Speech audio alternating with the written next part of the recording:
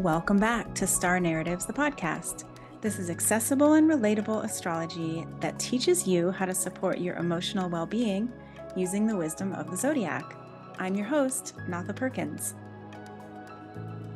Hello, everybody. Welcome. It's another week. We are talking about Libra still, and we have been talking about Libra for a few weeks. And the beautiful thing about Libra is that it is ruled by Venus, and we always want more of Venus. But we have to learn how to master those things first, because there's always a dark side.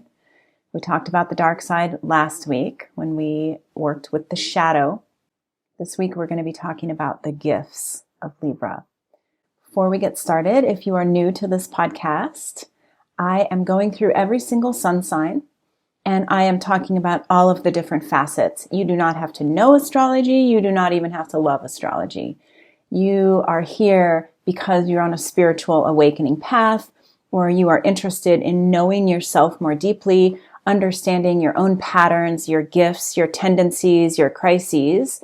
And we use astrology, at least here, I use astrology to help you understand what you're doing and why it's happening the way that it's happening. Astrology is an organizing tool for the human psyche.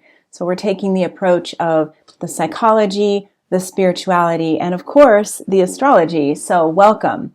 I will ask you questions throughout my teachings that are designed to help you self-inquire so that you can know yourself a little better. And hopefully through knowing ourselves better, being able to see ourselves more clearly, we can heal and then help others to heal. We really need more of that on the planet right now, and self-awareness is where it all begins. And if you are listening to this on the podcast, make sure to subscribe so that these episodes get downloaded automatically. And if you're watching me on YouTube, go ahead and like and subscribe. You know, everything these days is based on algorithms. So the more of you that are interacting with these teachings, the more that it pushes the information out to other people. And I thank you for that.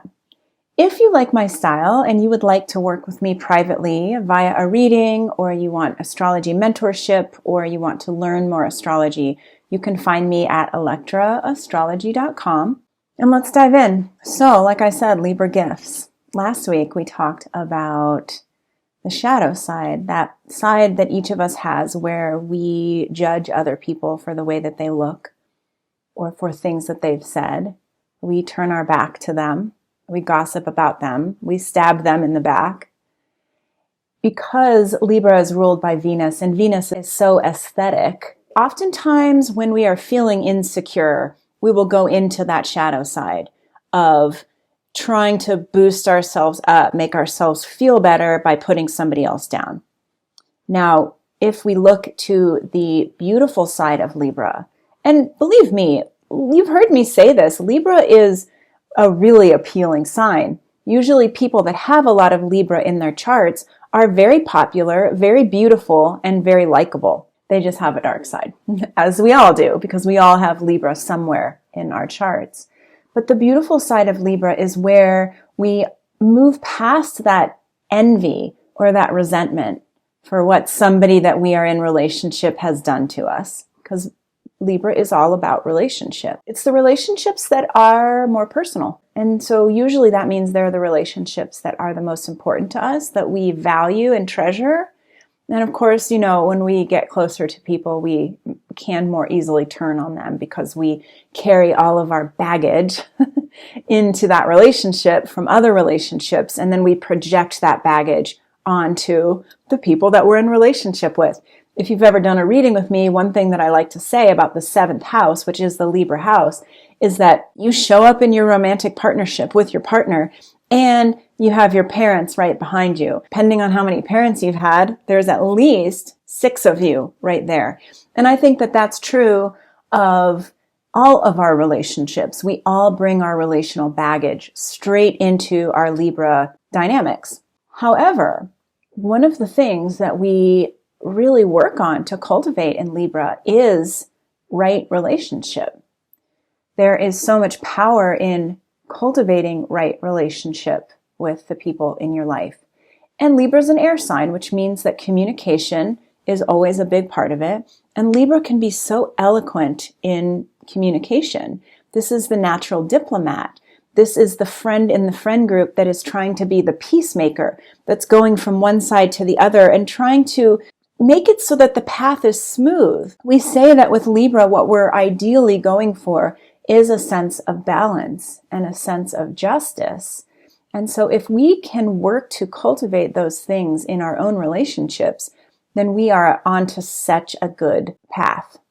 So take a minute as we are talking about relationships and take a deep breath into your belly. And because we have been going through eclipse season, by the way, if you are listening to this at some point in the future, look back to the fall of 2024. Everything that shifted and changed for you. Look at the revelations that you remember having.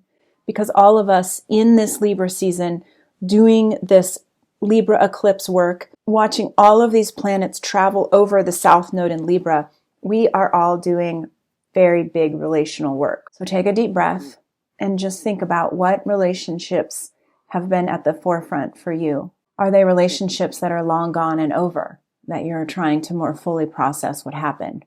Are they current relationships where there is struggle?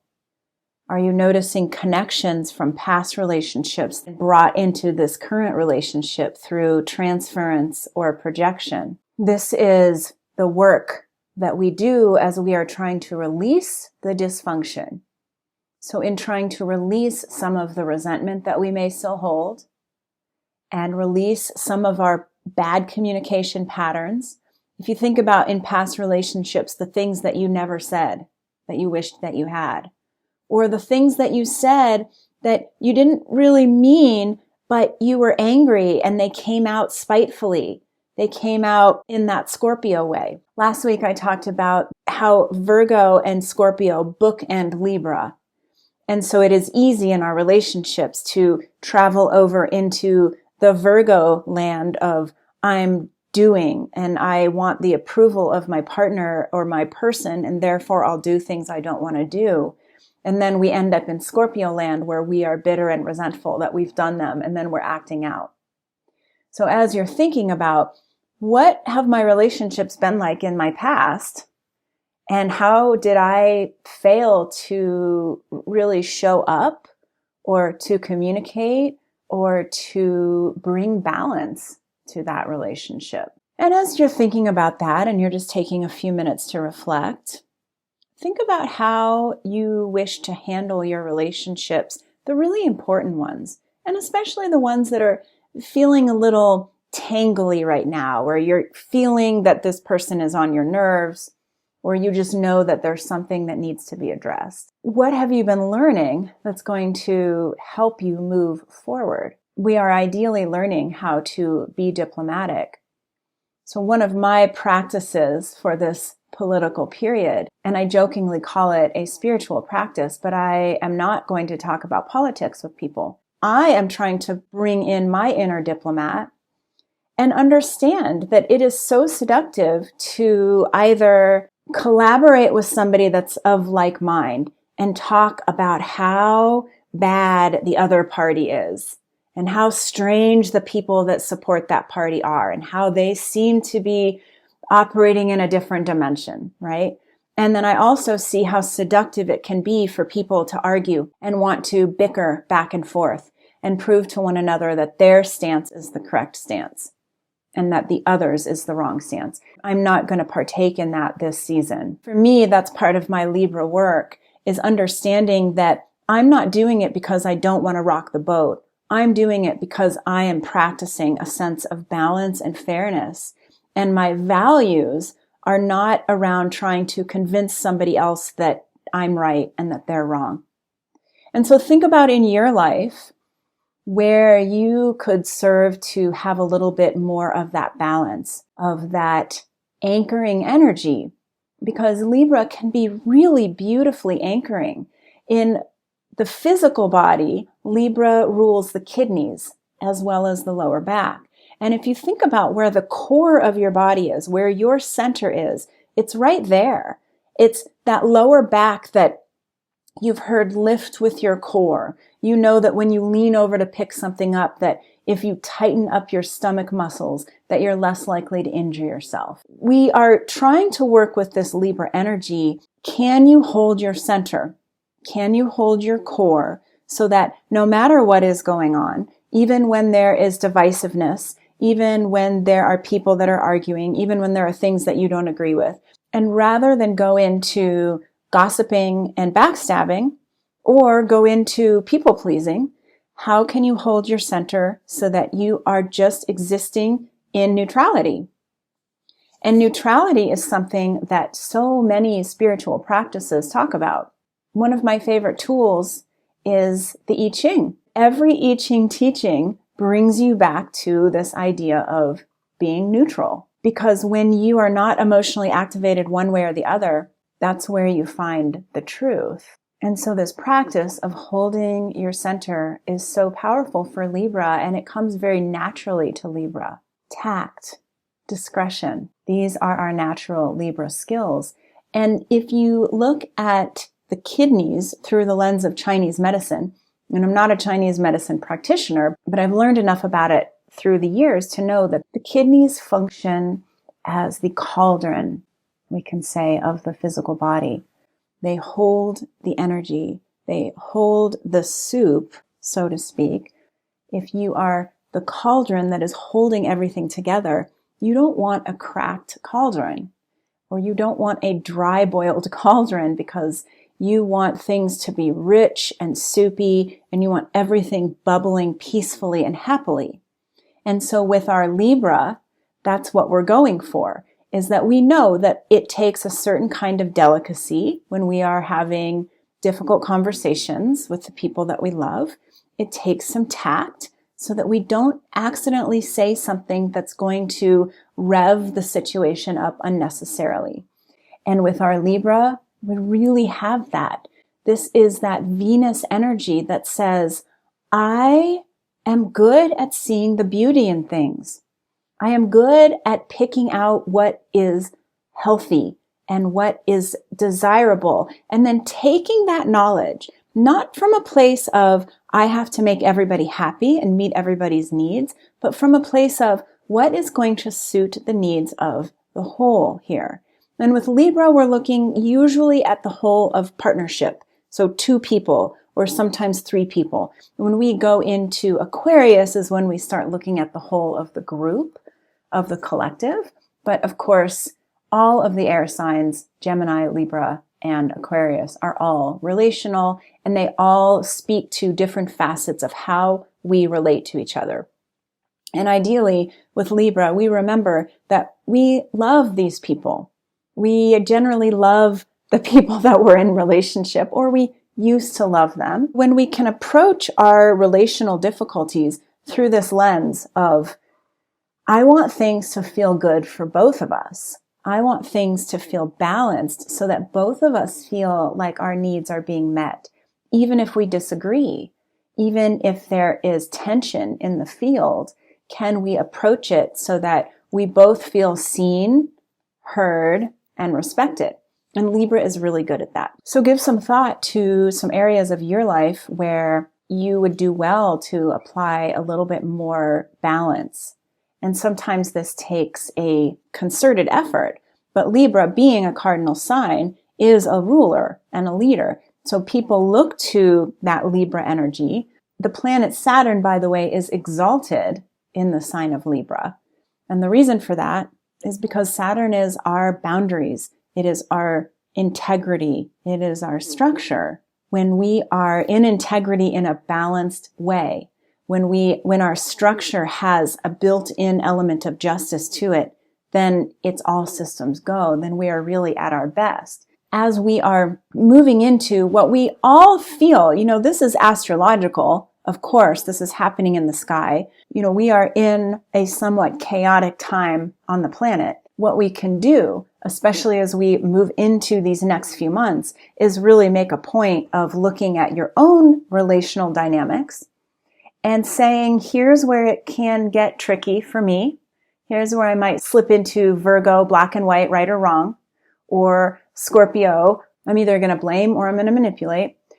And remember that we have power and autonomy and agency.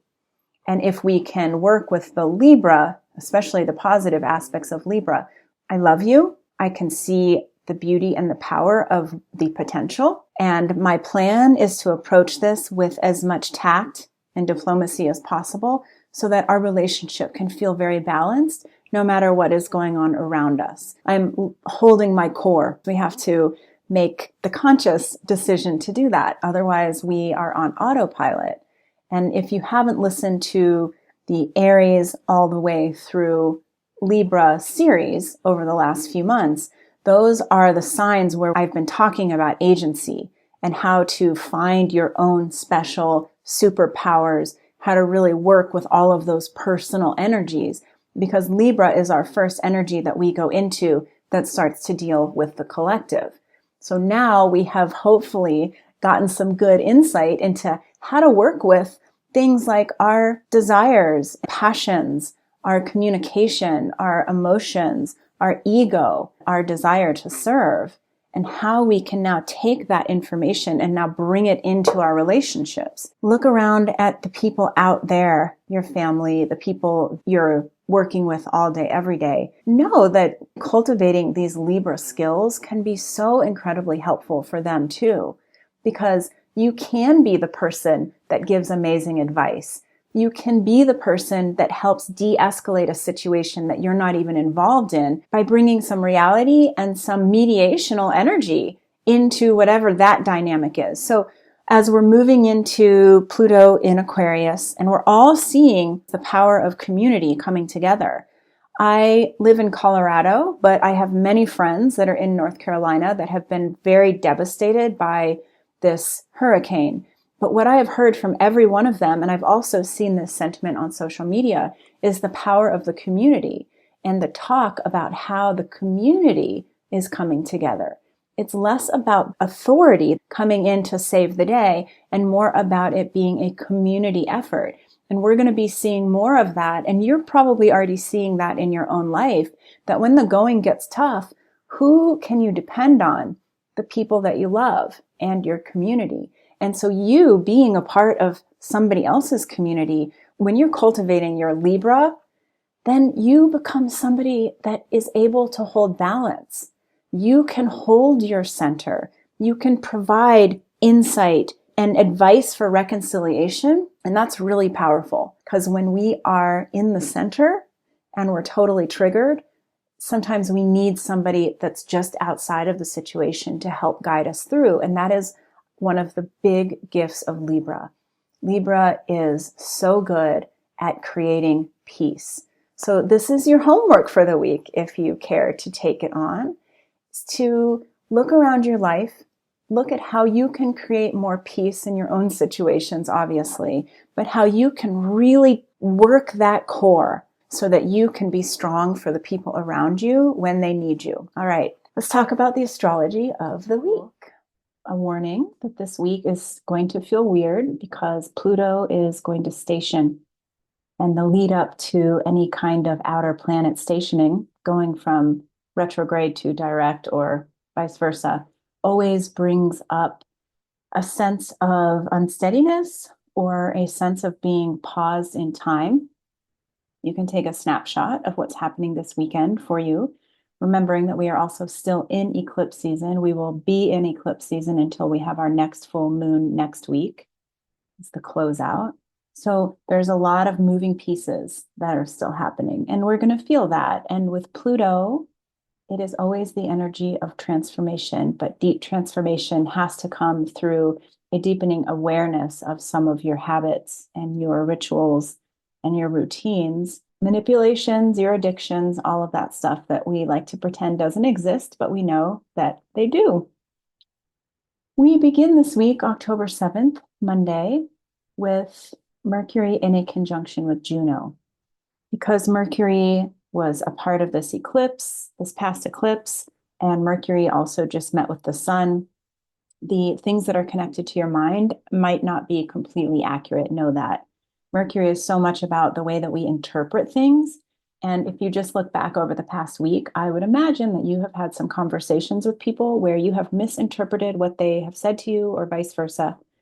And so know that as Mercury moves in to connect with Juno, which is the asteroid that represents our long-term partnership, the dynamics that become present once you have been interacting with somebody for a long time.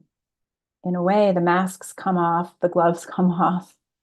We realize that people are not as perfect as we originally thought they were or as they originally portrayed, which again goes back to our South Node Libra work and all of this Libra that we've been talking about, where we're trying to come off in a certain way, trying to be seen as a certain idealized version. Well, with Juno, that idealism falls away and we're looking at what the truth is of the relationship, what's really here. So, as Mercury meets with Juno, you might have some more relationship work to do. We've all been doing significant relationship work, whether it's simply existing in your mind and you're pondering old relationship dynamics and trying to understand them, or you're actually conversing with people, connecting with people, and doing the face-to-face relationship work. It's all happening, it's all in the field. You're going to be faced with some more questions about your true values when it comes to relationship. On the 8th, we have Venus making a trine to Mars. So this is usually really nice and supportive, and it can be nice and supportive in terms of this relationship work that we're doing. But Mars is in its detriment position, and it's beginning to move slowly because it is going to work its way up into a retrograde over these next few months. And so Mars is still a bit of that wounded warrior. Mars doesn't like to be in Cancer because it is too emotionally volatile. And we know that an emotionally volatile warrior is not the best warrior. And then Venus is over here in her sign of detriment. She does not like to be in Scorpio. She does not want to face the deep darkness within. She wants to be over in Taurus, where everything feels good and everything tastes delicious. Venus and Mars here are connecting with one another in a positive way, but neither of them are that comfortable. It's like they've both shown up to meet one another in soaking wet clothes. So you can imagine when the lovers meet and they're both in soaking wet clothes, irritability might be a part of the story. So again, this might be really helpful for you and your partners, whoever your relational issues are with right now, in terms of getting to some of the emotional heart of stuff. They're both in water signs, and it might just bring more friction to the table. So know when to hold them, know when to fold them, know when that Libra diplomacy is going to be really helpful, and know when you just need to go and take some space and be alone. This is also happening right as Mercury is opposing Chiron. So it might be bringing in some of your victim mentality. So a good example of this is that you get into some sort of heated conversation, or one of you gets triggered. It might immediately bring in that old wounded part of you or of them. And then you're not just dealing with the matter at hand, you're dealing with a lot of historical wounding. So we have to take everything this week with a grain of salt, but also be coherent enough to note and say, interesting that this particular theme and this topic is coming up.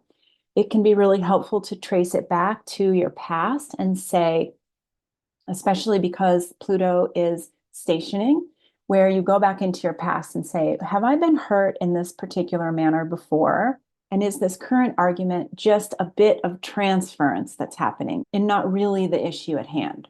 Because then the next day on the 9th, we go straight into Juno making that same opposition with Chiron. So this could bring up old relationship pains, regrets, what have you. And just remember that anything that is from your past that is resurfacing just wants to be processed on a deeper level. That Chiron onion where we peel away one layer, do the healing, another layer becomes revealed to be healed.